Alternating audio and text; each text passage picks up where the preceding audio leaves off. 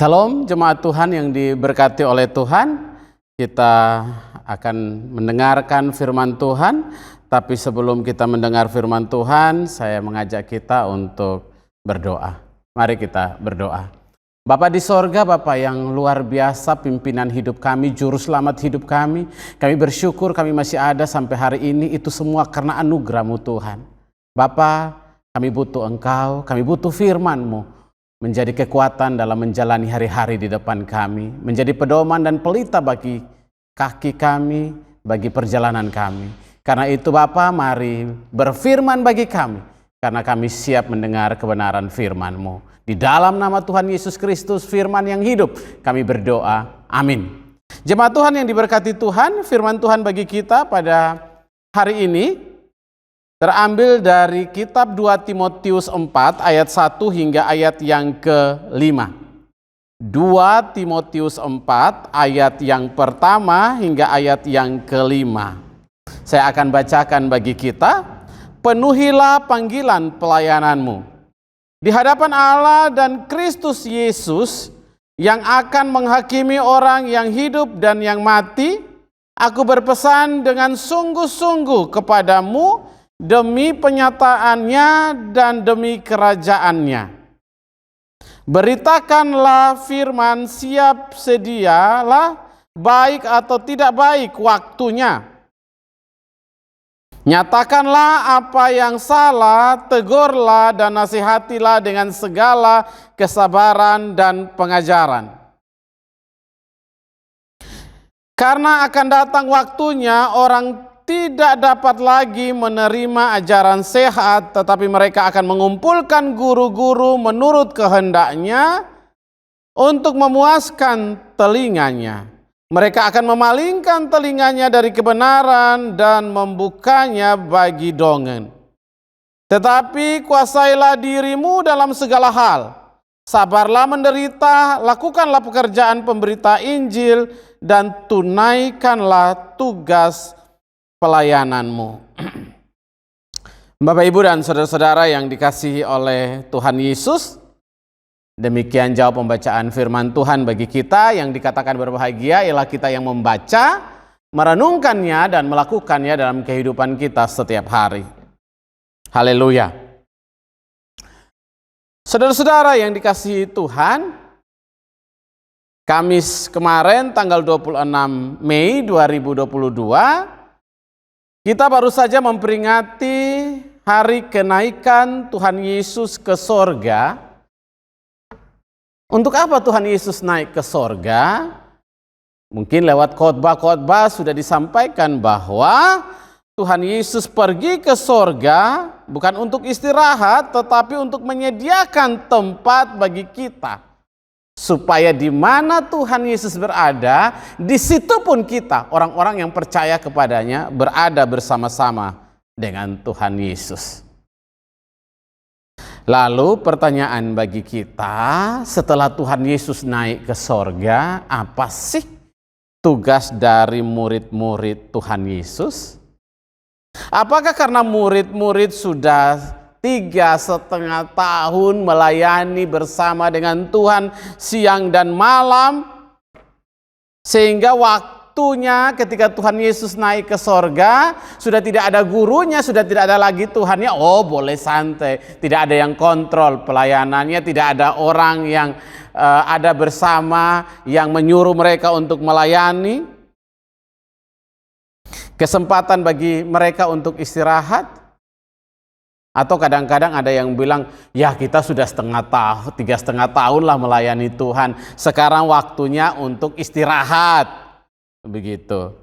Kadang-kadang kita juga begitu. Ya kita sudah selama ini melayani, saatnya memberikan kesempatan kepada orang lain untuk melayani. Kadang-kadang kita mengrohanikan sesuatu, alasan kita supaya kita bebas dari pelayanan.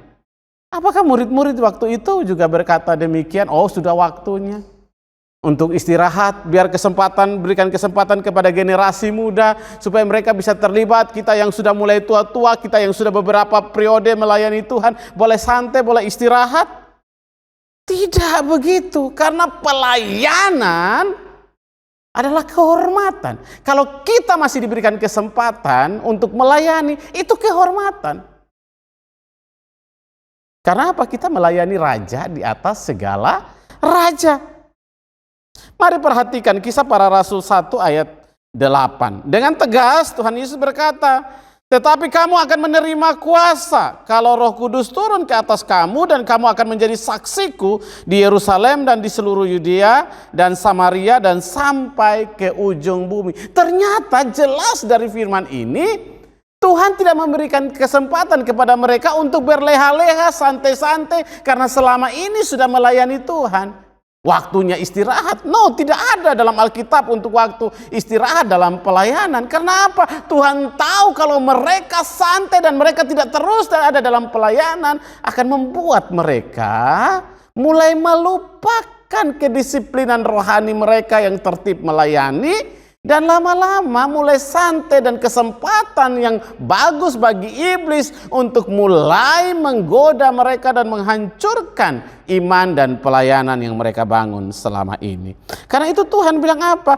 Kamu setelah kenaikanku ini, aku akan memberikan Roh Kudus kepadamu supaya kamu menjadi saksiku di Yerusalem, Yudea, Samaria sampai ke ujung bumi.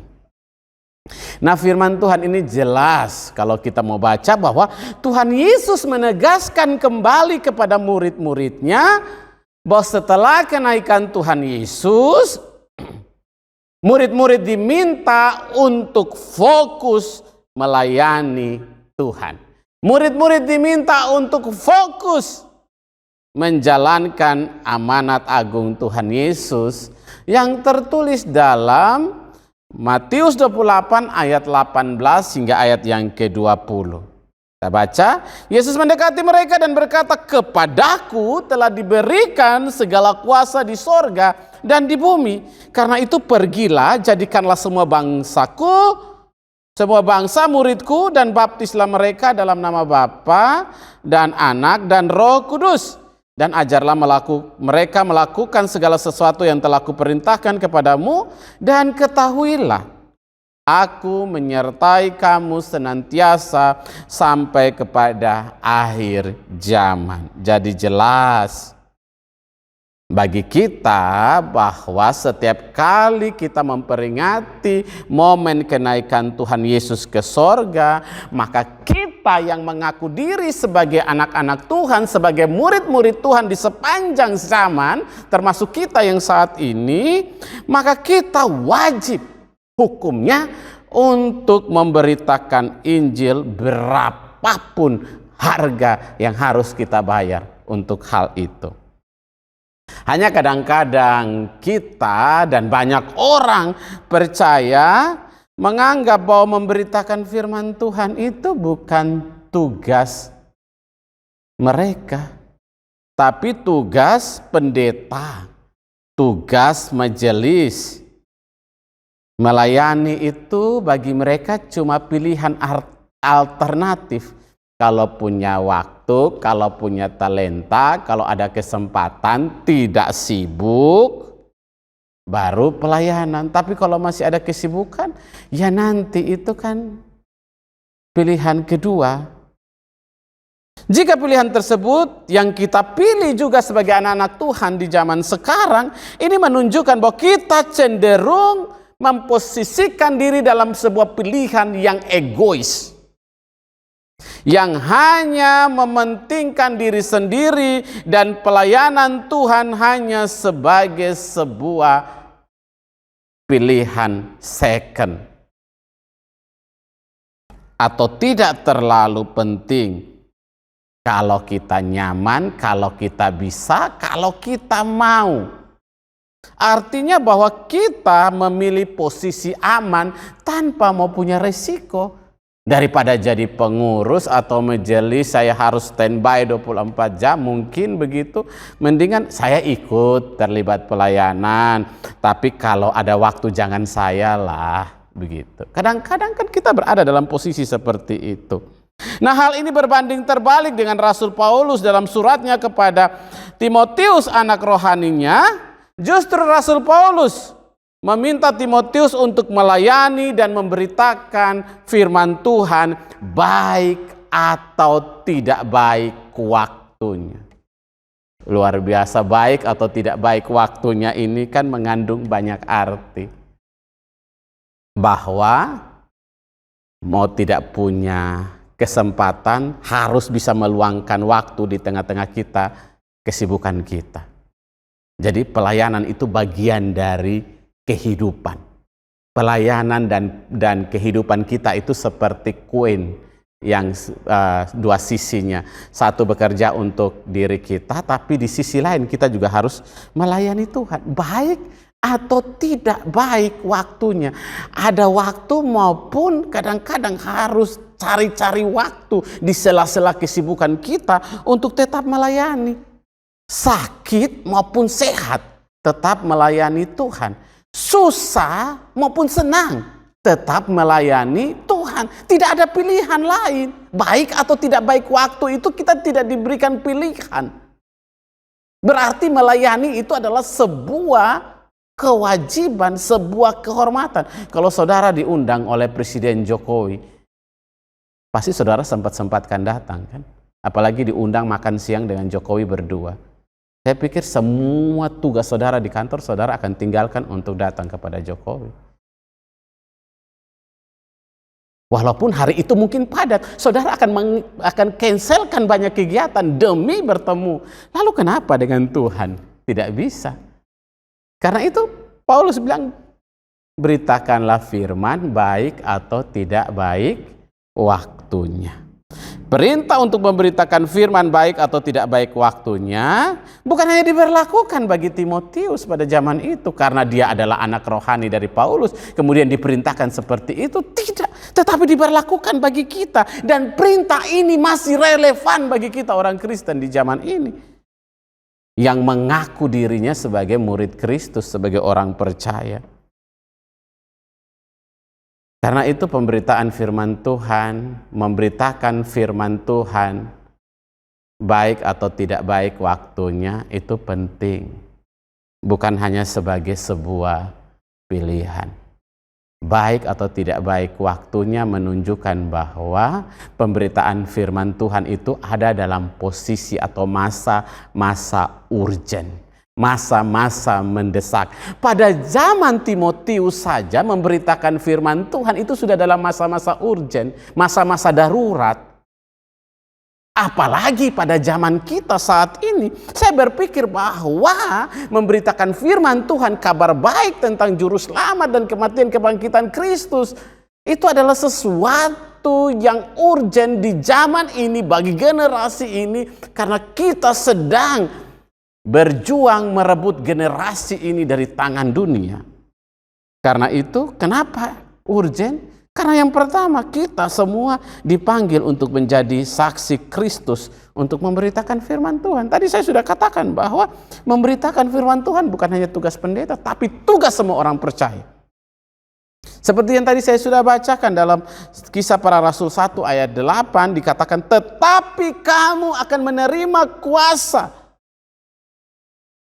kalau Roh Kudus turun ke atas kamu, dan kamu akan menjadi saksiku di Yerusalem, di Yudea, Samaria, sampai ke ujung bumi.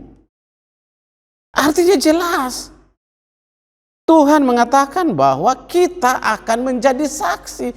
Walaupun waktu itu Tuhan memberitakan, memerintahkan itu, menyampaikan hal itu kepada para murid, tetapi firman pagi hari ini juga datang kepada kita, muridnya zaman saat ini. Kenapa kita disuruh memberitakan firman Tuhan? Karena kita diminta untuk menjadi saksi yang memberitakan firman Tuhan. Saksi bagaimana kok kita tidak hadir pada saat itu. Kita memang tidak melihat Tuhan, tapi kita mengalami Tuhan dalam kehidupan kita kan. Sama seperti udara yang tidak bisa kita lihat, tapi kita merasakan ada udara.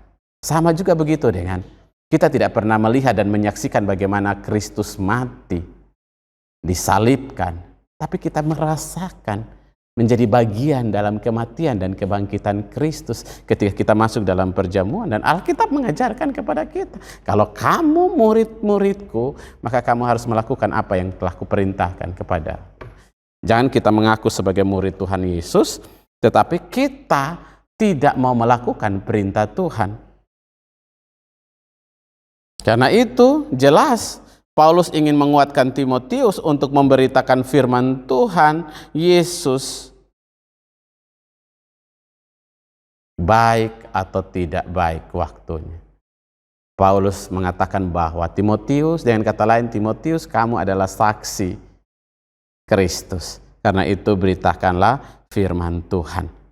Beritakanlah firman, siap sedia baik atau tidak baik waktunya. Nyatakan yang salah, tegurlah dan nasihati dengan segala kesabaran dan pengajaran. Firman Tuhan ini bukan hanya bagi Paulus saja, bagi Timotius saja, tetapi juga merupakan tanggung jawab bagi kita semua.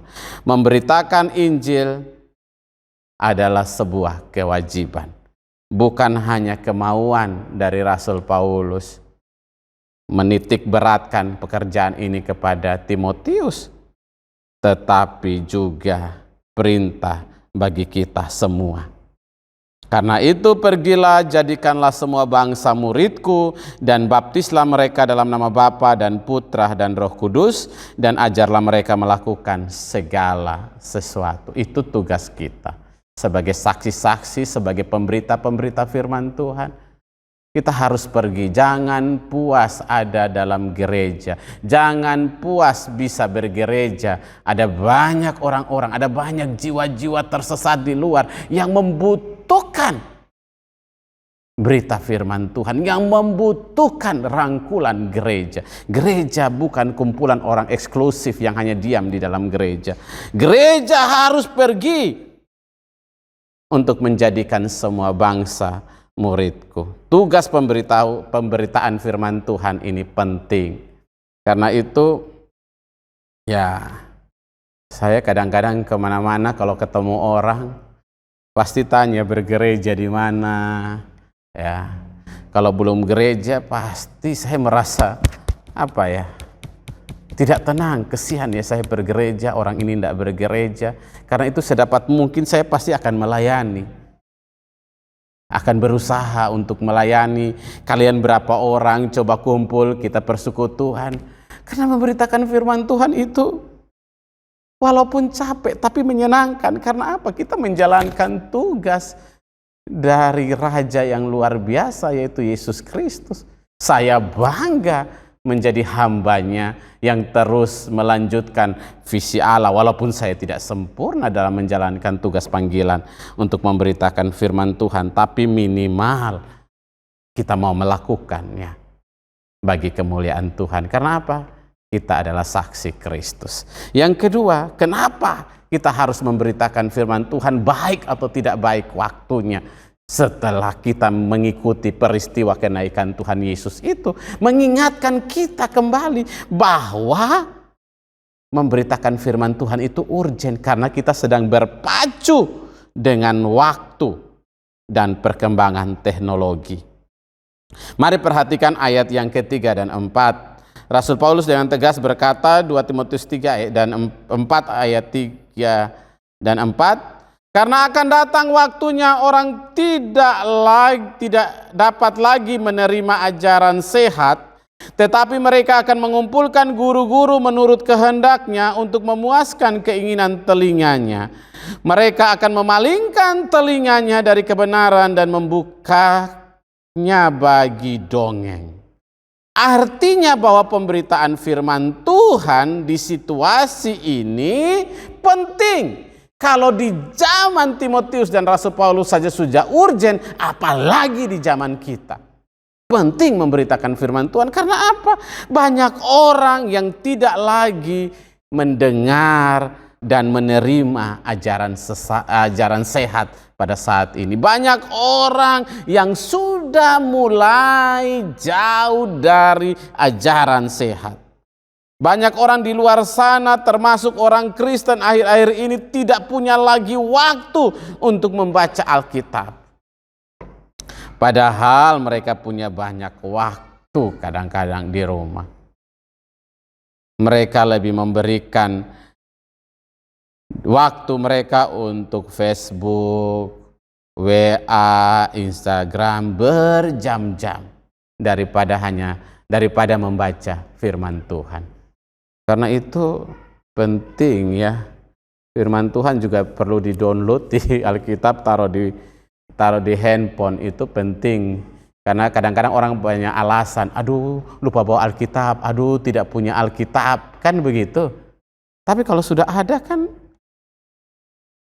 lebih gampang, mungkin sambil Facebook, muat status, bisa sambil ini ke sebelah. Makanya di handphone saya itu Facebook sama Alkitab itu bersebelahan begitu.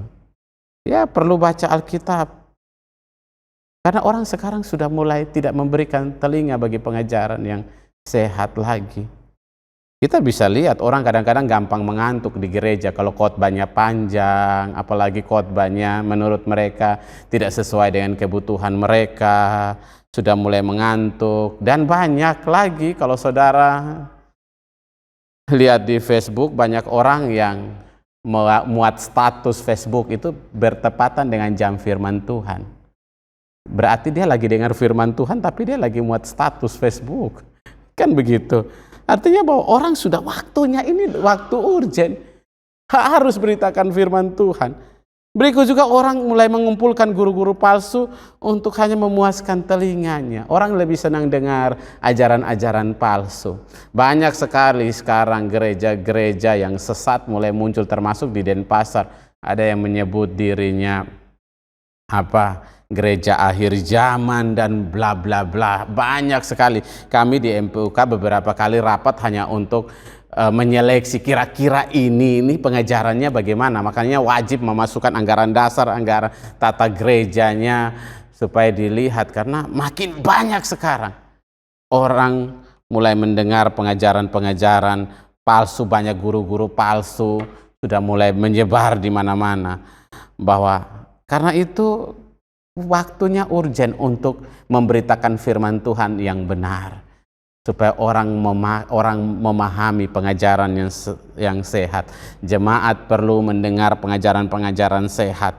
Karena apa? Banyak sekarang orang lebih membuka telinga mereka kalau dengar khotbahnya yang lucu-lucu, senang begitu. Jadi kalau ini pendeta khotbahnya lucu, ya itu lebih senang. Apalagi kalau yang khotbahnya lebih banyak teologi full begitu, aduh ngantuk sekali. Begitu. Karena memang sudah waktunya, dan ini waktunya tuh Timotius bilang akan datang waktunya. Nah inilah waktunya. Apalagi kalau sudah khotbahnya lucu-lucu, saudara, itu pasti banyak yang.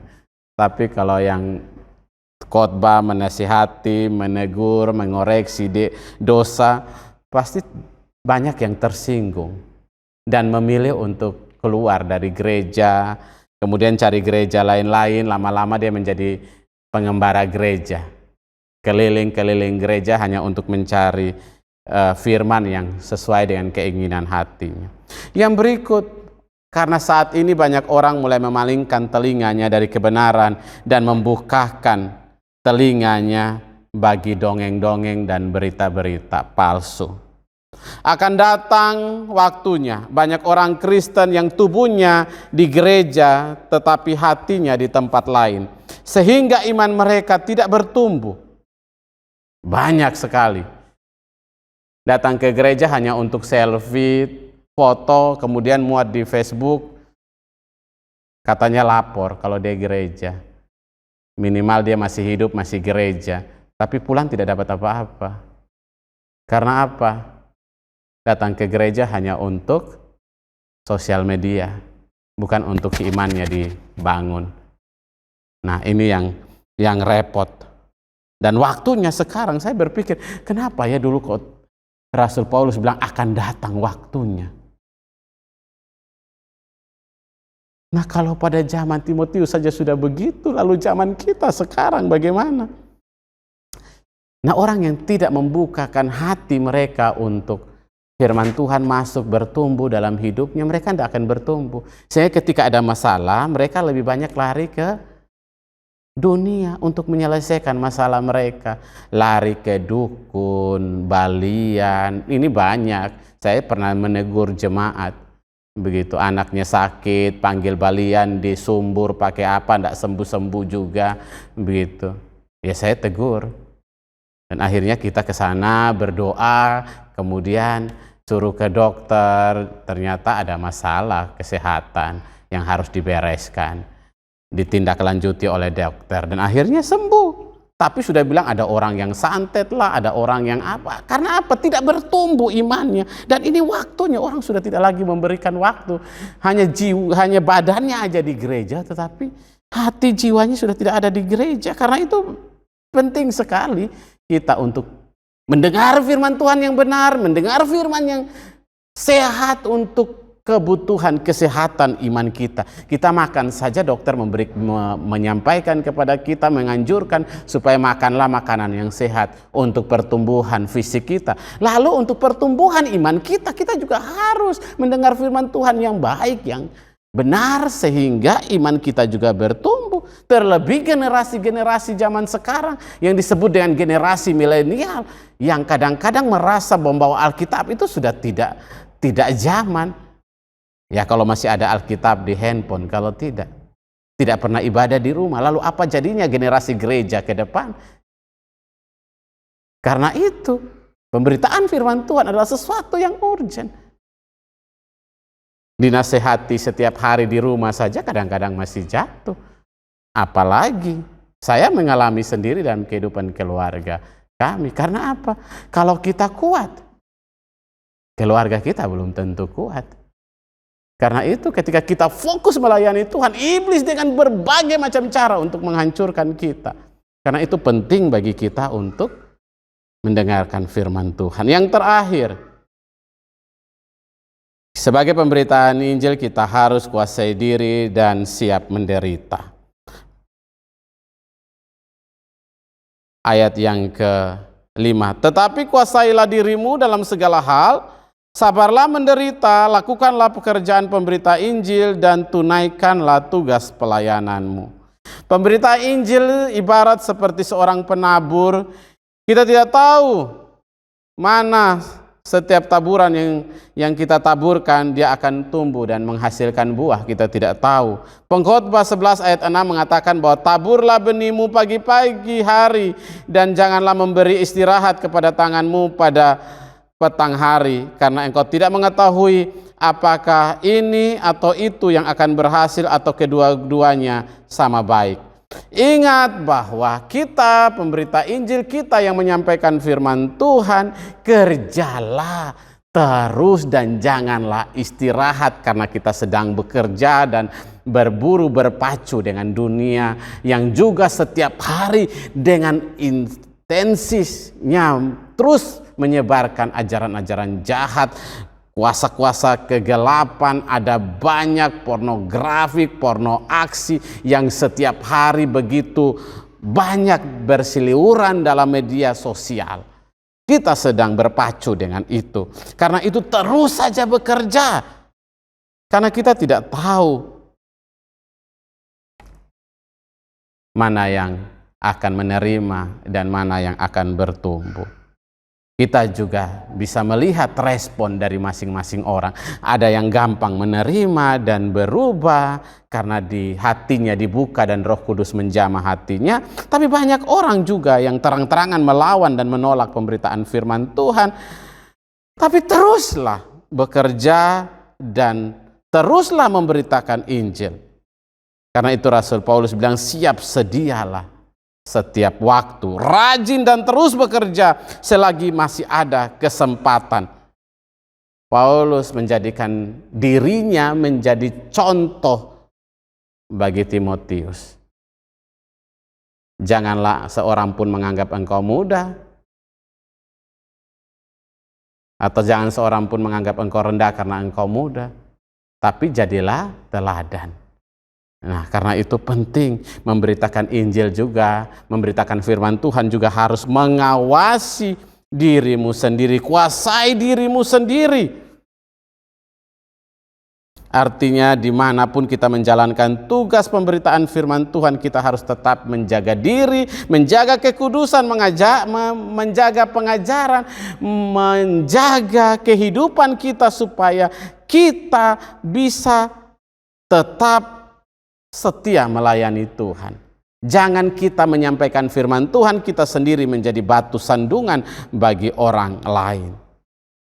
Kita juga diminta untuk sabar memberitakan firman Tuhan, sabar melayani. Ada banyak tantangan, ada banyak hambatan bagi kita dalam melayani Tuhan. Tidak mudah memang, apalagi kita memberikan diri untuk pelayanan di gereja, tidak mudah. Ada harga yang harus kita bayar, waktu, tenaga, materi yang harus kita berikan untuk pelayanan Tuhan. Tetapi Tuhan bilang jerih payah kita tidak sia-sia dalam melayani Tuhan. Karena itu jangan takut dan jangan menyerah. Terus saja, karena Tuhan bilang apa? Ketahuilah aku menyertai engkau senantiasa sampai pada akhir zaman. Memang tidak mudah, saya mengalami, saya merasakan bagaimana kita fokus melayani Tuhan. Ya pasti ada masalah dalam kehidupan keluarga. Tadi saya bilang kalau kita kuat belum tentu pasangan kita kuat. Kalau kita kuat belum tentu anak-anak kita kuat.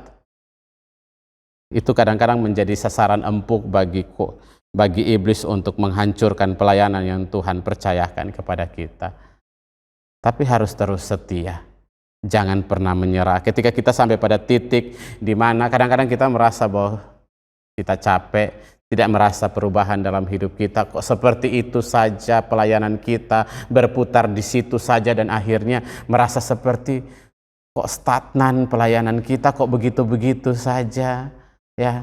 Apalagi kadang-kadang sudah melayani tidak dihargai, ya. Kadang-kadang ada titik di mana membuat kita bisa jenuh dan akhirnya membuat kita meninggalkan pelayanan. Jangan sampai itu. Ketika kita sampai pada titik di mana banyak hambatan, kesulitan, tantangan yang harus kita hadapi, ingat guru agung kita, ingatlah model terbaik dalam pelayanan kita, yaitu Yesus Kristus. Bahkan dia mati, memberikan dirinya, mati di kayu salib bagi dosa-dosa kita. Dia yang dulu menyembuhkan sekian banyak orang, orang-orang itu juga yang menghujatnya. Karena itu ketika saya dalam berbagai macam tantangan, ya sebagai manusia saya juga merasa bahwa, aduh Tuhan, sebegininyakah melayani Tuhan? Tetapi saya merasa bahwa saya belum apa-apa dibandingkan Tuhan Yesus. Jangankan Tuhan Yesus, mendekati Rasul Paulus saja saya belum apa-apa dibandingkan pelayanan Rasul Paulus yang masuk keluar penjara berkali-kali. Saya belum apa-apa. Jadi pelayanan kita, kalau kita merasa bahwa oh kemarin kita sudah melayani, sekarang berikan kesempatan kepada orang lain, kita sudah berbuat banyak. Apakah kita sudah terlalu banyak yang kita lakukan bagi pelayanan Tuhan? Tuhan Yesus saja sampai memberikan dirinya. Rasul Paulus saja sampai memberikan seluruh waktunya, bahkan di penjara, bahkan sakit yang ada dalam tubuhnya itu tidak disembuhkan sampai dia mati. Dia tetap setia walaupun akhirnya mati bagi pelayanan Tuhan. Jadi jangan ada kata bahwa kita sudah selesai, sudah waktu kita sudah selesai, berikan lagi dan lain-lain, kita sudah cukup berbuat, berikan kesempatan supaya orang lain juga berbuat. No, kita belum apa-apa dibandingkan dengan apa yang kita terima. Dan apa yang kita lakukan masih berbanding jauh. Karena itu, melayani sebagai ucapan syukur, maka kita akan, kalau kita setiap hari bersyukur, maka setiap hari kesempatan bagi kita untuk terus melayani Tuhan. Saudara, kiranya firman hari ini, setelah kita merayakan kenaikan Tuhan Yesus, kita kembali diingatkan untuk tugas utama kita. Pergi, jadikanlah semua bangsa murid Tuhan. Jika ada dalam kesulitan, hambatan, tantangan, satu yang kita ingat, Tuhan bilang, aku menyertai kamu senantiasa sampai pada akhir zaman. Teruslah melayani Tuhan, teruslah memberi diri, jadi saksi Kristus. Karena semua yang kita lakukan, jerih payah kita, tidak sia-sia. Tuhan Yesus memberkati kita. Amin.